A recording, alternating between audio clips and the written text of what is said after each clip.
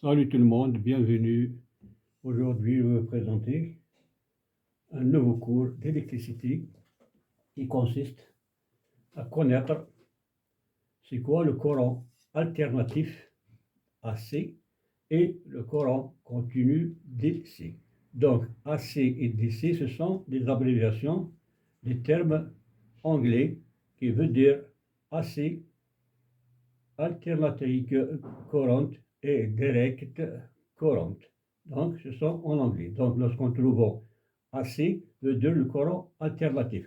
Lorsque vous trouverez DC, veut dire le courant continu. Donc, le courant électrique existe sous deux formes.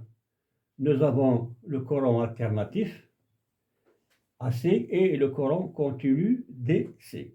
Donc, dans le courant alternatif, les électrons changent de sens régulièrement à une fréquence très élevée, alors que le courant continu, il circule toujours dans le même sens.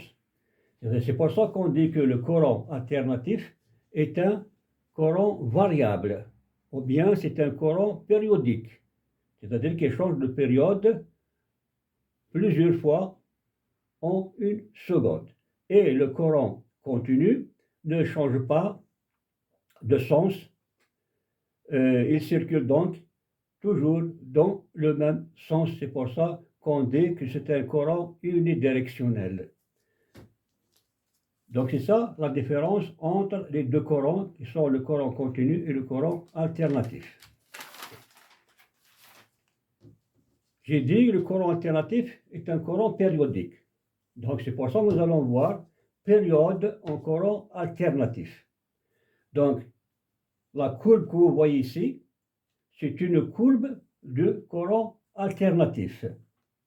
Comme vous le voyez, nous avons le point 0 et nous avons le sens positif, c'est-à-dire plus qui est en haut, et nous avons au-dessous de 0 le moins qui est le sens négatif. Donc, comme vous le voyez, la courbe représentative du courant alternatif, vous voyez comment il change de sens, c'est-à-dire il se trouve au point 0, il monte tout d'abord dans le sens positif jusqu'au maximum, ensuite il redescend jusqu'au point 0 pour aller dans le sens négatif jusqu'au maximum négatif pour revenir ensuite au point 0. Donc, dans ce cas-là, on peut dire que le courant alternatif a fait une période complète. Donc, nous avons une demi-période dans le sens positif, une demi-période dans le sens négatif. Donc, un quart de période qui fait 90 degrés, une demi-période 180 degrés, trois quarts de période 270 degrés et une période complète 360 degrés. Donc, on peut dire qu'elle a fait, donc c'est pour ça qu'on l'appelle courant périodique. Il change de sens plusieurs fois par seconde. Ça, une période. Donc, on dit parfois, on entend dire courant à 50 Hz.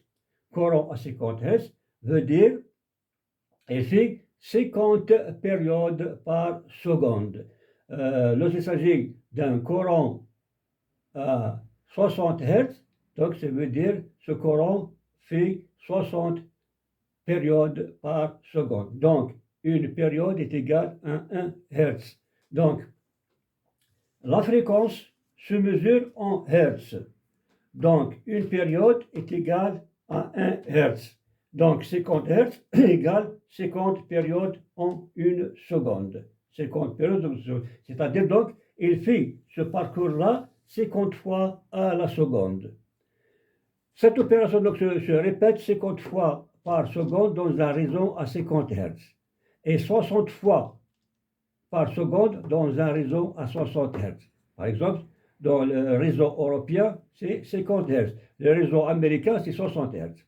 Donc, tandis que le courant continue, quand vous voyez la courbe de ce courant continu, comme vous voyez, il circule dans le même sens. Il n'y a pas de sens négatif. Donc, ça, c'est la courbe d'un courant continu. Donc, il se trouve sur le point zéro, comme vous le voyez. Il monte jusqu'au maximum. Donc, ici, c'est la valeur maximale. Ensuite, il ne revient pas à zéro pour descendre sous le zéro, c'est-à-dire le sens négatif. Non, il circule toujours dans le même sens. Quand il va descendre à zéro, lorsqu'on ouvre le circuit. Lorsqu'on ouvre le circuit, automatiquement, il redescend à zéro. Si le circuit reste fermé, donc ce courant continu circule toujours dans ce sens jusqu'à l'ouverture du circuit pour redescendre à zéro. Donc, le courant continu, le courant est continuellement dans le même sens jusqu'à l'ouverture du circuit pour revenir au point zéro. Donc, c'est ça donc la différence entre les deux courants qui sont le courant alternatif et le courant à continu. J'espère que vous avez profité de cette expérience et n'oubliez pas toujours de nous encourager par vos abonnements et je vous remercie. On se retrouvera prochainement dans un nouveau cours d'électricité.